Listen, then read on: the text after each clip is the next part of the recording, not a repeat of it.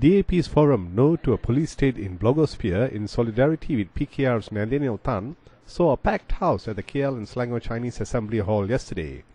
Tan was recently detained by the police on suspicion of having documents classified as official secrets in his possession. Speakers at the forum included DAP's Tony Phua and Lim Guan Eng, PKR's Nurul Izzah Anwar, prominent blogger Jeff Wee, human rights lawyer Haris Ibrahim, and Tan himself, who narrated his 4-day ordeal. Tony Phua, in calling for the setting up of the Independent Police Complaints and Misconduct Commission (IPCMC), narrated the story of a 39-year-old welder, Tong Ket Ming, who alleged that he endured severe beatings by the police while under remand. Tong was allegedly beaten and denied any medical treatment for the injuries he suffered. He also claimed that he was unable to contact his family. Again brought to court. This time round, it was apparently a lady judge, a different judge, a lady judge who appeared to be a bit more compassionate. She actually asked him, "What happened to you?" And he said, "Oh, I was beaten by the cops." She asked, "Do you want to see a doctor?" "Yes, I would like to see a doctor." They extended remand for a day or two. He went back to his cell. He was quite happy. 1-2 days means I can go back the next day. He went back to his cell. He wasn't taken to the doctor. Instead, an investigation officer came to his cell again. All these are in the police report here. The investigation officer came into his cell, took him out, brought him into a room with 7 or 8 other police officers. And he got another round from these police officers. Reason they gave: who wants you to complain to the judge about your beatings? That was the reason given.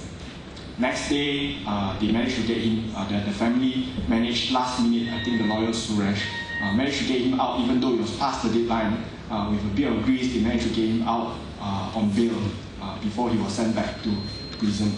And he was taken, and the video clip that you saw just now was after he was taken out.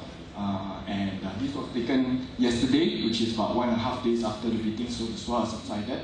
There was a press conference this morning. Obviously, the swell will have subsided further, but he has very blurred vision now. He was crying at the press conference.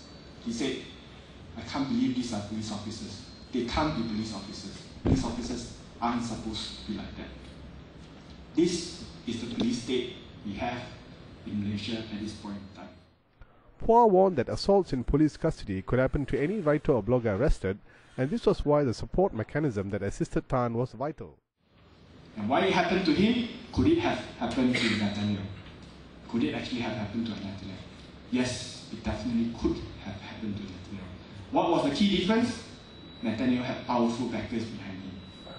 He had Lim Pet Siang making statements to make sure that no, it's not a arrest first, investigate later. That PKR, Dato' Sri Anwar Ibrahim supporting him.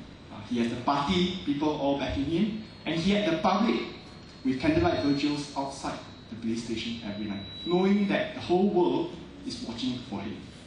But this man here, he did not have that privilege. The only right thing he did was he came to us after this event to complain about the affair.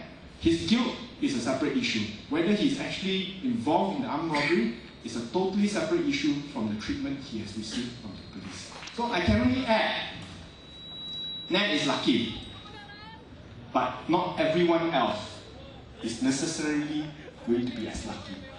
If we don't act together, we don't come together as what we have done today and what we should do down the road in the future, it's going to be the same state of affairs for bloggers, for writers on the internet. It is important, I think, I'm sure the rest of the speakers here will emphasize today, for us to make sure we stay together, make sure there's a cohesive force such that any one of us, whatever our political leanings or whatever our political views, when we are taken in, we are watched after, there's enough attention on the internet, there is enough attention in the media, possibly even international media, such that no untoward incidents, things that happen to this poor man here, will happen to one of us.